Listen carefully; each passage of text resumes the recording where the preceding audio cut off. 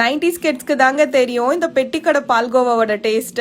வாயில வச்ச உடனே கரைஞ்சிரும், அவ்வளோ டேஸ்டியா இருக்கும். இதை சிம்பிளா நம்ம வீட்லயே செய்யலாம். எப்படி செய்யறதுன்னு பார்க்கலாமா? ஒரு கப் அளவுக்கு பொட்டுக்கடலை எடுத்துக்கோங்க, அதுக்கு ஈக்குவலா சக்கரை எடுத்துக்கோங்க. நான் கொஞ்சம் கம்மியா எடுத்திருக்கேன். கொஞ்சம் ஃபிளேவர்ஃபுல்லா இருக்கட்டும்னு ஒரு ஏலக்காய் சேர்த்திருக்கேன். இது செய்யறதுக்காக நான் 2 டேபிள் ஸ்பூன் அளவுக்கு நெய் எடுத்திருக்கேன். மிக்ஸி ஜார்ல அந்த ஒரு கப் அளவுக்கு பொட்டுக்கடலை, சக்கரை, இந்த ஏலக்காவை சேர்த்துட்டு இந்த மாதிரி நல்லா பொடி பண்ணி எடுத்து வச்சுக்கோங்க. இந்த அளவுக்கு நல்லா நைஸா இருக்கணும். ஒரு கனமான பாத்திரத்துல நல்லா சூடானதும் மீடியம் ஃப்ளேம்ல வச்சுட்டு 2 டேபிள் ஸ்பூன் அளவுக்கு நெய் சேர்த்துட்டு இப்ப நம்ம அரைச்சு வச்சிருக்க பொடியை சேர்த்துக்கோங்க. இப்ப நம்ம கேஸ் ஆஃப் பண்ணிட்டு இந்த மாதிரி எல்லாத்தையும் நல்லா மிக்ஸ் பண்ணி எடுத்துக்கலாம். இன்னொரு ஸ்பூன் நெய் சேர்த்துட்டு இது இன்னும் நல்லா மிக்ஸ் பண்ணிக்கலாம். இந்த மாதிரி ரொம்ப லிக்விடாவும் இருக்கக்கூடாது, ரொம்ப பவுடராவும் இருக்கக்கூடாது. கரெக்டான ஸ்டேட் இதுதான். இப்போ ஒரு பாத்திரத்துல நெய் சேர்த்துட்டு எல்லாத்தையுமே இதுக்கு டிரான்ஸ்ஃபர் பண்ணிடுங்க. கை வச்சுலாம் கெட்டெல்லாம் போகாதுங்க. ஸோ எல்லாத்தையும் டிரான்ஸ்ஃபர் பண்ணிட்டு கையில நல்லா ப்ரெஸ் பண்ணி விட்டுக்கலாம். இப்போ இது ஒரு 1 hour போல அப்படியே நல்லா ரெஸ்ட்ல விட்டுறணும். 1 hour அப்புறமா கத்தி எடுத்து இந்த மாதிரி ஷேப்பா கட் பண்ணி எடுத்தீங்கன்னா ஒரு சூப்பரான பெட்டிக்கடை பால்கோவா ரெடி. பசங்களுக்கு ஹெல்தியா வீட்லயே ஸ்நாக்ஸ் செஞ்சு கொடுக்கணும்னு நினைக்கிறவங்க, ரொம்ப ரொம்ப சிம்பிளா இருக்கணும்னு நினைக்கிறவங்க கண்டிப்பா அந்த ரெசிபியை ட்ரை பண்ணுங்க. அண்ட் ஆல்சோ மறக்காம நம்ம பேஜ் ஃபாலோ பண்ணிக்கோங்க.